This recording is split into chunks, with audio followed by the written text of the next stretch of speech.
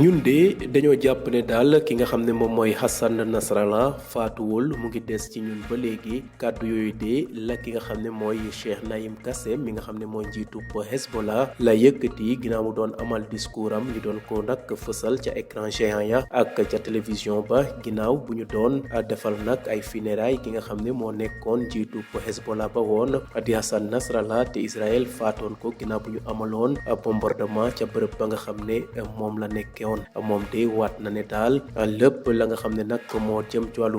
principe wàllam taxawaay ba nga xam ne ka ko jiitu woon nag jotoon na ko taxawee nee na daal dina ko def ñaan na nag mbooloo ma ñu daal di def ni ni mel kàddu yooyu nag Cheikh Naim Kassem mu ngi ko yëkkati ca fa nga xam ne mooy cité sportive ba nekk ca Beyrouth te ñu doon nag amal nag la nga xam ne mooy hommage ki nga xam ne mooy Hassan Nasrallah Cheikh Naim Kassem nag wax na ni de Hezbollah daal dina jox chance am la nga xam ne moo jëm ci wàllu diplomatie ngir Israël mën a jóge fi nga xam ne mooy réewum Liban googe waaye nag teewul it de ñoom daal su nekkee ne daal résistance mënul ñàkk dinañ ko def ba mu mat sëkk ndax seen suuf ñoom ñooy boroom kàddu yooyu de la ki nga xam ne mooy Cheikh Naim Kassem yëkkati ca dëj ba nga xam ne moom la ñu doon defal ki nga xam ne mooy Hassan Nasrallah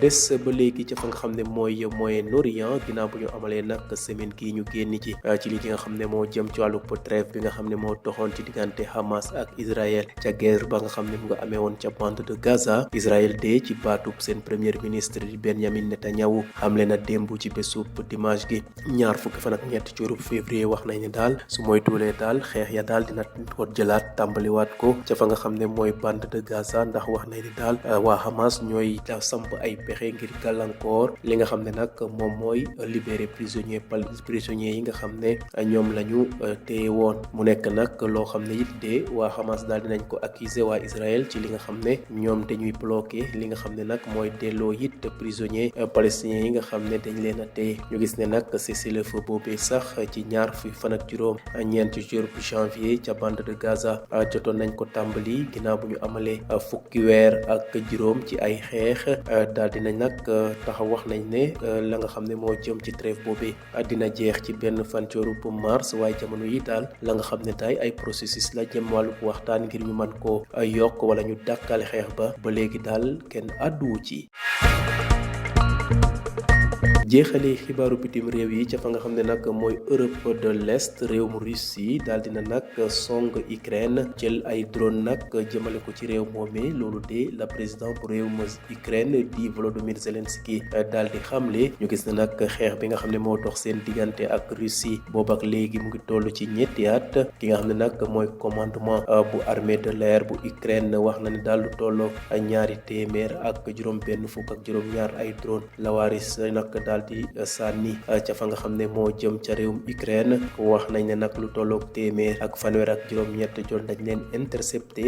téeméer ak fukk ak juróom-ñeent it de jot nañ leen yàq te wala daanu nañu te defuñu nag la nga xam ne moom mooy jéeya loolu de la ki nga xam ne mooy porte-parole bu armée de l'air bu réewum Ukraine daal di xamle ginnaaw bu mu fësalee ni mel ci page am bu pass loolu nag la ki nga xam ne mooy porte-parole bu armée bu réewum Ukraine daal di xamle ginnaaw bu ñu fësalee message boobee ci seen page Facebook. Hassan Nasrallah reste vivant, a déclaré Naim Kassem, le chef du Hezbollah, lors d'un discours transmis en direct sur les écrans géants et à la télévision. Il a juré de rester fidèle aux principes de son compagnon d'armes et a demandé à la foule immense rassemblée à l'intérieur et autour de la cité sportive de Beyrouth de prêter serment en ce sens. Cheikh Naim Kassem a déclaré que le Hezbollah donnerait sa chance à la diplomatie pour obtenir le retrait israélien. La résistance reste notre droit tant que l'occupation persiste et nous déciderons comment l'exercer, a-t-il dit lors des funérailles de Hassan Nasrallah.